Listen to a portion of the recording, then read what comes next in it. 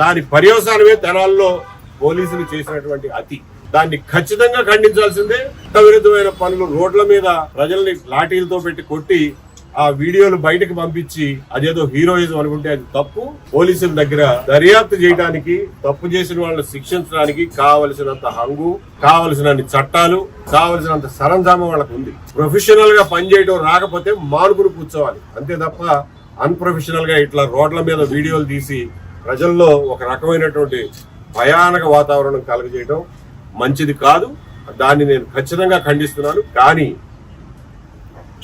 12 ఏళ్ల పాటు తన మీద కేసుల గురించి కోర్టు కూడా వెళ్ళినటువంటి జగన్మోహన్ రెడ్డి గారు కోడికత్తి కేసులో వచ్చి సాక్ష్యం ఇవ్వడానికి కూడా నిరాకరించే జగన్మోహన్ రెడ్డి గారు ఈ కేసులో ముఖ్యంగా ఇంకొకటి చెప్తున్నా, ఈ కేసులో జగన్మోహన్ రెడ్డి గారికి దెబ్బ తగిలింది. ఆయన స్టేట్మెంటే లేదు మొత్తం ఫైల్లో. అంటే అసలైన బాధితుడు ఎవరికైతే దెబ్బ తగిలిందో ఆయన స్టేట్మెంటే ఉండదు.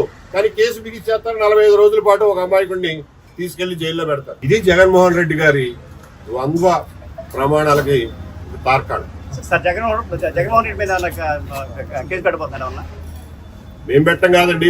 పోలీసులు ఈ కేసులో ఎవరి ప్రోద్బలం వల్ల ఇంత దుర్మార్గం జరిగిందో తేల్చాల్సిన బాధ్యత వాళ్ళ మీద ఉంది. ఆ తేల్చే క్రమంలో అది ఎక్కడి వరకు వెళ్తుందో వాళ్ళు తేల్చాలి. మనుషుల్ని, వాళ్ళ జీవితాల్ని, శవాల్ని తొక్కుకుంటూ రాజకీయాలు చేసి అధికారం కోసం ఎంత నీచమైన పనులైనా చేసే జగన్మోహన్ రెడ్డి రాజకీయానికి ఇదొక తార్కాణం. వాళ్ళ జీవితం ఏంటి, వాళ్ళు ఏమైపోతారు అనే స్పృహ గాని, పట్టింపు గాని జగన్మోహన్ రెడ్డికి, ఆయన పార్టీకి, ఆయన పార్టీ నాయకులకి ఎవరికి ఉండదు. ఇక్కడ ఒక వడ్డెర యువకుడిని, వాళ్ళ కుటుంబాన్ని, ఇక్కడ వేలాది మందిగా ఉన్నటువంటి వడ్డెర సమాజాన్ని, జీవితాల్ని అతలాకుతలం చేసినటువంటి సంఘటన.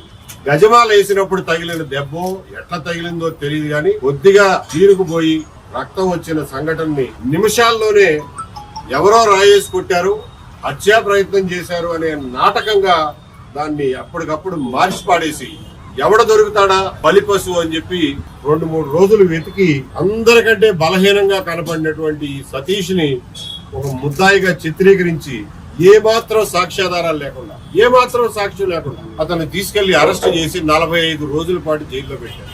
కోడికత్తి శ్రీని 5 సంవత్సరాలు జైల్లో పెడితే సతీష్ ని 45 రోజుల పాటు జైల్లో పెట్టారు. ఆ రోజున ఎలక్షన్ల హీట్ లో, రాజకీయ వేడిలో ఎవ్వరూ ముందుకొచ్చి సాయం చేయడానికి కూడా భయపడిన రోజులవి ఒకసారి గుర్తు తెచ్చుకోవాల్సిందిగా కోరుతున్నారు. ఆ రోజుల్లో సలీం గారు ఈ కుటుంబానికి అండగా వచ్చి ₹1 కూడా ఫీజు తీసుకోకుండా ఇప్పటి వరకు ఆ కుటుంబానికి అండగా నిలబడ్డారు. ఈ కుర్రాన్ని 45 రోజులకైనా బయటికి తీసుకురావడానికి ప్రయత్నం చేసి సఫలమయ్యారు. గవర్నమెంట్ మారిన తర్వాత ఇప్పటికి సంవత్సరం అయిన తర్వాత కూడా ఇవాళ వరకు విత్డ్రా చేయలేదు, ఆ కేసును క్లోజ్ చేయలేదు. ఆ కుర్రాడు ఇవాళకి వారం పోలీస్ స్టేషన్కి వెళ్ళి సంతకం పెట్టడమే కాకుండా అక్కడ చిన్న చితగా పనులు కూడా చేయించుకుంటున్నారంటే ఈ దుర్మార్గం ఎప్పటికి ఆగుతుంది అని చెప్పి ప్రశ్నిస్తున్నారు. ఇప్పటికే వాళ్ళు తిరగని చోటు లేదు, పెట్టని అర్జీ లేదు. ఇవాళ వరకు ఆ కేసులో ఎటువంటి పురోగతి లేదు. ఆ కేసుని విత్డ్రా చేయడంలో ఎటువంటి చర్యలు తీసుకోవడం. సతీష్ ని, పెద్ద దుర్గారావుని అరెస్ట్ చేసి ఏ రకమైనటువంటి 3rd డిగ్రీ ఉపయోగించారో వింటే గుండె చెరువైపోతుంది. 2 లక్షల డబ్బు ఇస్తాం, నీ మీద కేసు లేకుండా చేస్తాం, నువ్వు ఒప్పుకోకపోతే మీ అమ్మా నాన్నని కాల్ చేస్తాం అని చెప్పి బెదిరించారు ఈ కుర్రాడు. కొట్టిన దెబ్బలకి ఇవాళ కూడా అన్నం కలుపుకొని తినలేని పరిస్థితిలో ఉన్నాడు ఈ కుర్రాడు. చూడండి ఎట్లున్నాడు. 19 ఏళ్ల కుర్రాడు ఉండాల్సిన శరీరం అనేది. అట్లాగే పేద దుర్గారావుని 5 రోజుల పాటు కంటిన్యూస్ గా 3rd డిగ్రీ ఉపయోగించి చెప్పుకోవడానికి వీలు లేనంత దుర్మార్గంగా ప్రవర్తించి ఇక్కడ మైలవరం పోలీస్ స్టేషన్ లోనూ 3rd డిగ్రీ ఉపయోగించారు. చివరికి సెర్చ్ వారెంట్లు వేసి హెబియస్ కార్పస్ వేస్తారనే భయంతో పెద్ద దుర్గారావుని వదిలేశారు తప్ప దయదలిచి కాదు. ఇంత దుర్మార్గం చేసిన పోలీసుల మీద ఇవాళకి కూడా యాక్షన్ తీసుకోకపోతే సమాజానికి ఏం సందేశం పంపిస్తున్నారో నేను అడుగుతున్నాను. అంటే పేదవాళ్ళకి ఏ రకమైనటువంటి రాజకీయ ఆధారం, అండా లేని వాడికి రక్షణ అనేది లేదు అని చెప్పి మనం చెప్పదలుచుకున్నావా? ఈ దుర్మార్గాన్ని నుంచి ఇవాళ కూడా మనకు నివృత్తి లేదు అని అంటే ఏ రకంగా అర్థం చేసుకోవాలి? ఎటుపోతున్నాం?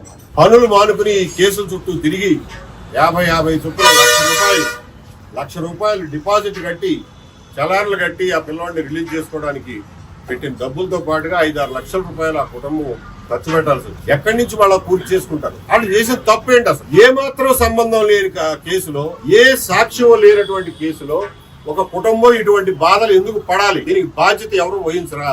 రాజ్యం బాధ్యత వహిస్తుందా లేదా? పోలీస్ డిపార్ట్మెంట్ బాధ్యత వహిస్తుందా లేదా? రాజకీయ పార్టీలు బాధ్యత వహిస్తాయా లేవా? ఎవరు బాధ్యత వహించాలి? ఇది మనం అందరం ఆలోచించాల్సినటువంటి. జగన్మోహన్ రెడ్డి గారి పరిపాలనలో పోలీసుల అకృత్యాలకి పరాకాష్ఠ ఈ కేసు. దాన్ని సరిదిద్దాల్సినటువంటి అవసరం ఈ రోజునున్న పరిపాలనా యంత్రాంగం మీద ఉంది. ఖచ్చితంగా ఇది జరిగే వరకు ఆందోళన చేసి తీరుతాం. ఈ పిల్లలకి సరైన న్యాయం జరిగే వరకు కూడా ఈ కేసును వదిలిపెట్టని చెప్పి తెలియజేస్తాం. అక్రమంగా కేసులు పెట్టారు కదా వీళ్ళ మీద, వాళ్ళ మీద ఎటువంటి యాక్షన్ తీసుకోబోతున్నారు మీరు?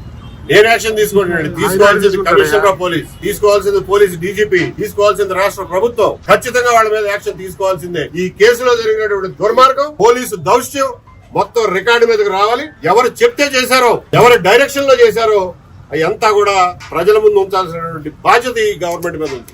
5 సామాన్యులే ఇబ్బంది పడ్డారని మీరు చెప్తున్నారు. మీరు కూడా ఇబ్బంది పడే పరిస్థితి కూడా ఉంది కదా? నేను ఇబ్బంది పడగలిగిన కెపాసిటీ నాకు ఉంది. దాన్ని ఎదుర్కోగలిగిన కెపాసిటీ నాకు ఉంది. వీళ్ళకి ఏం కెపాసిటీ ఉంది చెప్పండి. ఇప్పుడు వీళ్ళతోటి వినతి పత్రం రాయించాను. సతీష్ మీద పెట్టినటువంటి దుర్మార్గపు అక్రమ కేసును వెంటనే విత్డ్రా చేయాలి.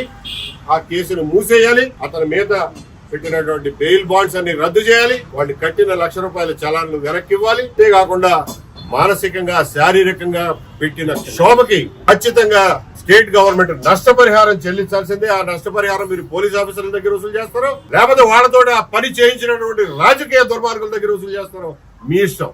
సతీష్ నివేదించిన వాళ్ళు ఏ స్థాయి అధికారులు ఉన్నారు? ఇన్స్పెక్టర్లు ఉన్నారు, ఎస్ఐలు ఉన్నారు, కానిస్టేబుల్ ఉన్నారు.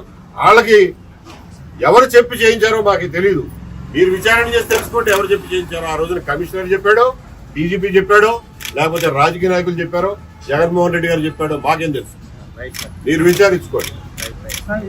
అంతేకాకుండా ఈ కుటుంబానికి జరిగిన నష్టానికి నష్టపరిహారం ఇవ్వాలని కూడా డిమాండ్ చేస్తూ ఈ రోజు సిపి గారిని కలుస్తాం.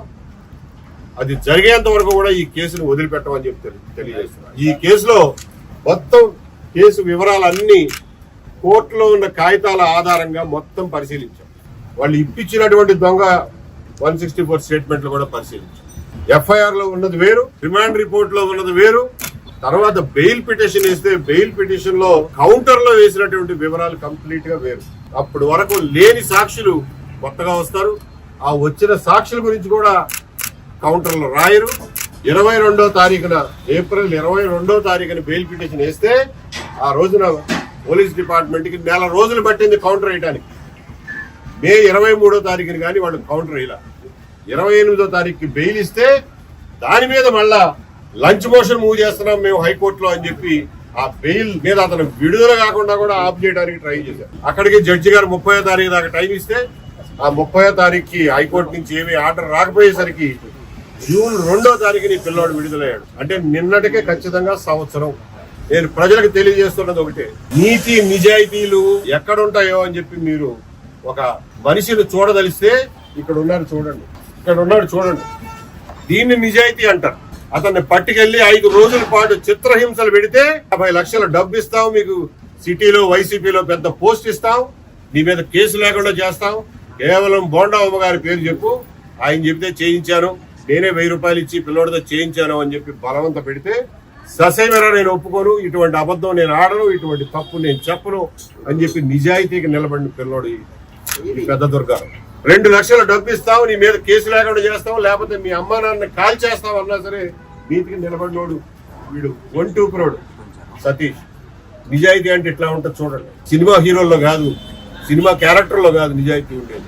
నిజాయితీ ఉన్న నిజమైన మనుషులే. వీళ్ళకి న్యాయం చేయలేకపోతే సమాజంగా మనందరం ఫెయిల్ అయినట్టే. కాబట్టి దీన్ని వదిలిపెట్టే సమస్య లేదు. వీళ్ళకి పరిపూర్ణమైన న్యాయం జరిగేదాకా, వీళ్ళకి సమాజంలో వీళ్ళ పట్ల మిగిలిన వాళ్ళు చూపించిన చిన్న చూపుని రూపం మాపేదాకా, వీళ్ళ అమాయకత్వాన్ని, నిర్దోషిత్వాన్ని నిరూపించేదాకా ఈ ఆందోళనని, ఈ పోరాటాన్ని, ఈ ప్రయత్నాన్ని కొనసాగిస్తామని చెప్పి తెలియజేస్తాం. ఎందుకంటే ఇవాళ వాళ్ళ కుటుంబ పరువు మర్యాద సమస్య వాళ్ళ కమ్యూనిటీలో. కాబట్టి ఇప్పుడు సంబంధిత బాధ్యతలను తీసుకుని కమిషనర్ గారిని కలిసి ఆయనకి వినతి పత్రం ఇచ్చి నిర్దిష్టమైన హామీ పొందే వరకు వదిలిపెట్టమని చెప్పి తెలియజేస్తుంది.